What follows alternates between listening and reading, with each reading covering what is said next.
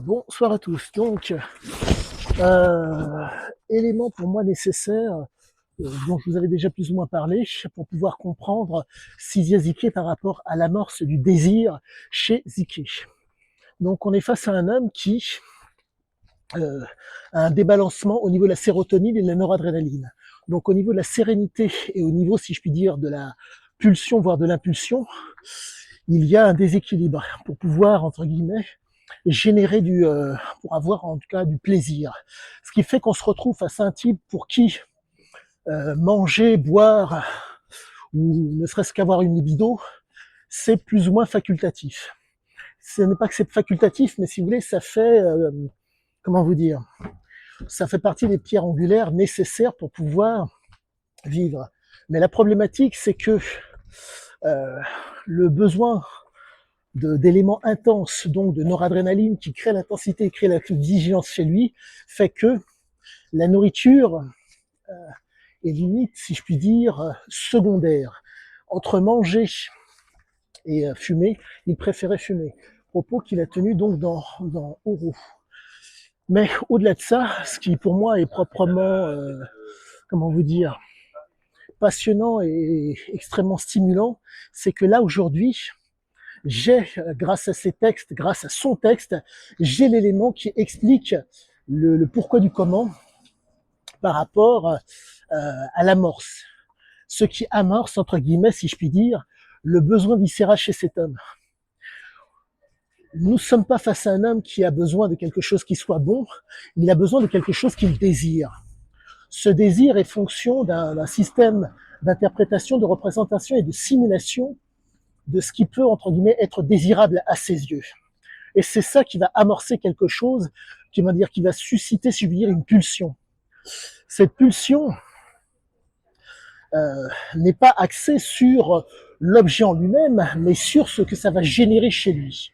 Ce qui fait que on se retrouve face à un type qui, si comment dire, en persévérant par rapport à cette pulsion, il y a moyen entre guillemets d'être, grâce au succès, au grandiose qu'il affectionne, d'être dans l'argent, la richesse et l'opulence, il va y arriver.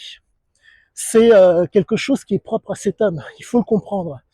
Le, de par les gènes labs, au niveau donc de la noradrénaline, au niveau de la vigilance, c'est complètement différent de la moyenne. On n'est pas face à, pour faire simple, la noradrénaline en excès et entre guillemets peut être péjorative, peut poser problème. Elle peut vous inhiber plus que vous rendre vigilant.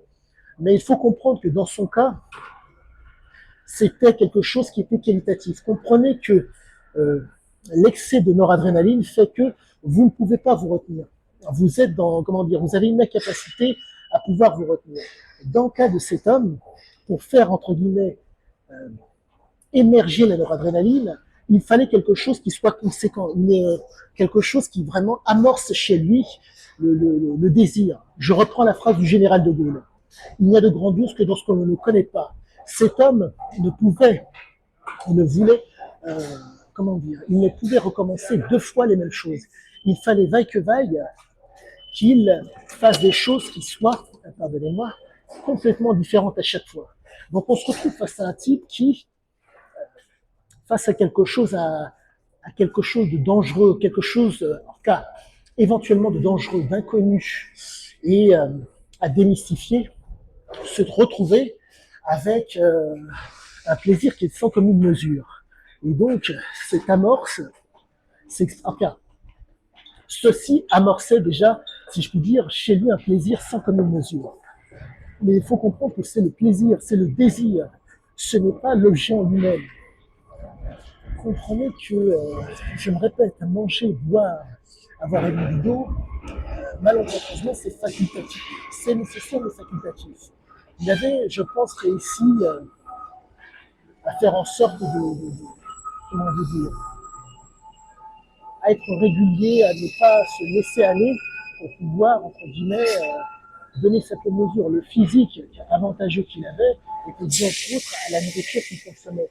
Mais au-delà de la nourriture, on est face à un type qui ne peut, entre guillemets, réfréner, comment dire, lorsque le plaisir se présente à lui, il ne peut se réfréner. Il faut comprendre que cet homme-là était dans la jouissance, dans les circuits de la récompense. Il a fait le choix du circuit du plaisir. Pas l'apprentissage, pas la motivation. Encore la motivation, comment dire, la motivation, la volonté. Et si je puis dire, la motivation, elle était encore. C'est assez particulier. Il faut comprendre que, de par le fait qu'il prenait des substances, malheureusement, il faut comprendre cette chose. Entre la motivation et la mémoire, il y a un lien. Mais la problématique, c'est que les organes deviennent défaillants à force de prise de substances. Comprenez que vous avez, que vous ne le vouliez pas, un équilibre physiologique. Si cet équilibre physiologique est respecté, je dirais qu'il n'y a pas de problème. Pour faire simple, équilibre physiologique, phase d'alerte, phase de résistance, et vous revenez à l'équilibre physiologiquement. Mais dans le cas présent, quand on prend des substances, l'équilibre physiologique est mis à rude épreuve. Donc c'est extrêmement difficile d'être, si je puis dire, normal. La motivation n'est plus présente. C'est soit la situation porteuse de noradrénaline, soit la substance qui fait que l'homme en question est en mesure de, un tant soit peu se contrôler. Quoi qu'il en soit, excusez-moi. Et donc, la problématique est la suivante par rapport à ce qu'il faisait. On est vraiment face à un homme qui était mû par le désir, vraiment par le désir, et non par l'objet lui-même. Il le dit lui-même dans la vidéo Sisia, gentilhomme de fortune. Et donc, nous sommes réellement face à un type qui, c'était la chaîne de signifiant, l'éventuel, plaisir à tirer du produit, la situation, mais pas la situation en elle-même, pas le produit en lui-même. Voilà, c'était, si je puis dire, un accro à la noradrénaline. À tous, excellente fin de journée et à bientôt pour la suite.